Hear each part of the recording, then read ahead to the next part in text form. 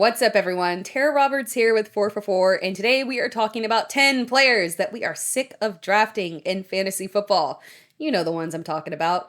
Those guys we draft year after year, waiting for their upside to finally hit, and year after year, they just keep driving us crazy. Let's kick things off on this list with a big name, Mr. PPR King himself, Alvin Kamara. Drafting Alvin Kamara has been a twofold issue. First, we've recently had to deal with unclear legal issues, but the main problem with Alvin Kamara is that since Sean Payton stepped away, the Saints' usage of Kamara has been confusing, strange, befuddling. Alvin Kamara went from a guy with limited but strategic usage on the ground, dominating through the air, to just a regular old running back seeing over 200 carries with reduced receiving work. And we have very little reason to believe the coaching staff won't have the same philosophy this year. Perhaps the addition of Jamal Williams will bring a change back to Kamara's typical usage, but we are sick and tired of hoping that the Saints use Kamara the way that we want him to be used. For this next player, I wanted to include Michael Pittman Jr. on this list because this is not a list of players I don't like. I love Michael Pittman Jr. Pittman is heading into his 4th year, and despite the atrocities that he's had to deal with at quarterback,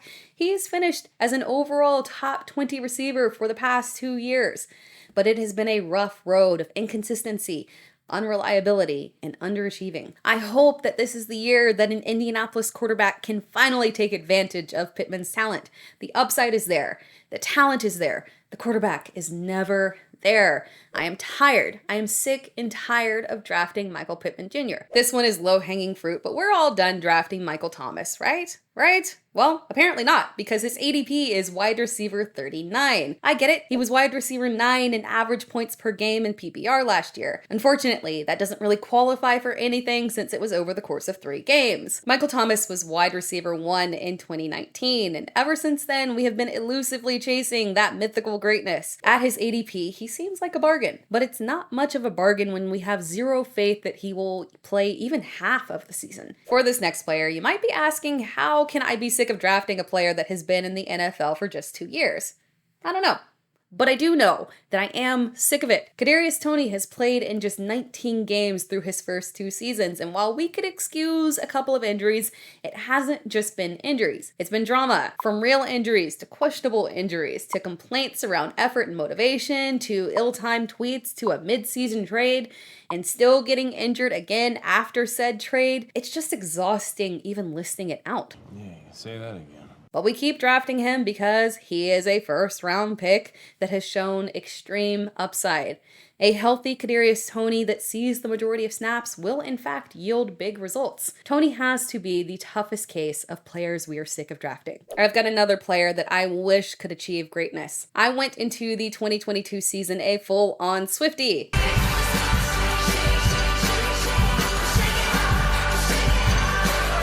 DeAndre Swiftie, that is. And I had good reason to be. In 2021, DeAndre Swift had 62 receptions in 13 games, a 17-game pace that would have him just over 80 receptions. That is an RB1 type of workload. And contrary to popular belief, Swift is no slouch on the ground.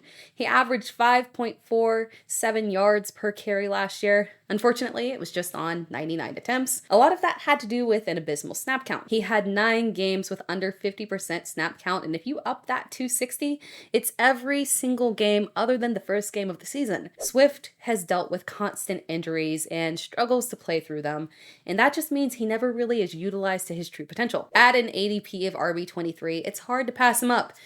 But drafting DeAndre Swift has just been exhausting. Another player who, through no fault of his own, we are sick of drafting is Antonio Gibson. At this point, I think Ron Rivera just has it out to get him. In 2021, he had 258 carries for just over 1,000 yards and 7 touchdowns. His 42 receptions weren't bad, but when you consider the fact that J.D. McKissic had 43, you start to see where Gibson is being underutilized. In 2022, the Commanders drafted Brian Robinson to serve as the lead back on the ground in a strange committee that saw Gibson's receiving upside still somehow capped, and the result was an RB3. Very disappointing. Gibson recently spoke out about wanting to be used more as a wide receiver. Maybe new offensive coordinator Eric Bieniemy will talk some sense into Ron Rivera. Probably not. But we can still dream. Next up, let's head over to Denver, where quite honestly, the entire team could be on this list. But with Courtland Sutton in particular, it feels like we're chasing something that never really existed. Sutton's best season was back in 2019. Remember, 2019 was Michael Thomas's wide receiver 1 year, just making sure that you've got the right frame of mind. In that season, Sutton finished as wide receiver 19 overall with 72 receptions for just over 1,100 yards and 6 touchdowns. He averaged 13.9 fantasy points per game. You know who had a similar average points per game in that year? Golden Tate. When you start to frame it for what it really is, you start to realize just how incredibly frustrating it's been drafting Courtland Sutton. Outside of that 1 year, Sutton has never finished higher than wide receiver 43. In his defense, a potentially washed Russell Wilson is by far the best quarterback that Sutton has played with, and if Sean Payton can breathe life back into Russ, Sutton could finally pay off, but I am worn out waiting for his return to wide receiver 2 glory. Quite frankly, we can keep this one short and sweet. We are only 3 years deep, but we are all sick of drafting Van Jefferson. Jefferson is now the wide receiver 2 for a Rams team that could technically have a tiny bounce back with Matt Stafford finally healthy again. But I still have zero confidence that he will break past wide receiver 36, his best finish in 2021. And honestly, I think that's just his ceiling. Jefferson can technically pay off at his ADP this year. His ADP is ridiculously low. There's literally no risk in drafting him. But drafting Van Jefferson has just kind of lost its sparkle. For this next player, we're going to turn back the clock again. Was there something in the air in 2019? Because Michael Gallup is yet another player whose best year was back in 2019. That year, Michael Gallup finished as wide receiver 22 with 66 receptions for just over 1,100 yards and 6 touchdowns. That was his sophomore season, and you just kind of felt like he was on the cusp of a potential breakout. Instead, the Cowboys drafted CeeDee Lamb and pushed Gallup even further down in the pecking order. The next year, Gallup dealt with multiple injuries, including a torn ACL.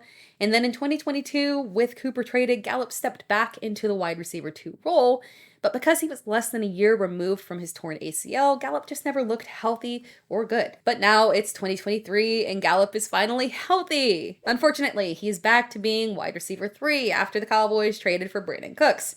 Draft him at value if you would like, but for me, I've had enough. And our final player that we are sick of drafting is Marquise Brown. Marquise Hollywood Brown is one player that just always has something kind of slightly off. In 2020, he got off to a slow start before finishing the year with 6 touchdowns over the final 6 games. So we were pumped to draft him in 2021. And to his credit, 2021 was his best year. He finished as wide receiver 22 with a whopping 145 targets. But it was again another incomplete season where he started off the season averaging 19 points per game weeks 1 through 9, but averaged less than 10 fantasy points per game weeks 7 through 18. In 2022, he was traded to Arizona and got off to a fantastic start as wide receiver 5, averaging 18 fantasy points per game in PPR before getting injured. And then he came back to a horrible quarterback situation, averaging around 8 fantasy points per game, unfortunately. If Marquise Brown could play a complete season in a strong quarterback situation, I truly believe that he has legitimate top 12 upside. But here we are again in 2023, and right off the bat, we already know the quarterback and the team situation is a complete unknown. We're sick of drafting Marquise Brown. That wraps things up for my 10 players we are sick of drafting. Thank you for watching this video. Be sure to subscribe and like the video and comment below. What players are you sick and tired of drafting? And stick around for more fantastic off-season content.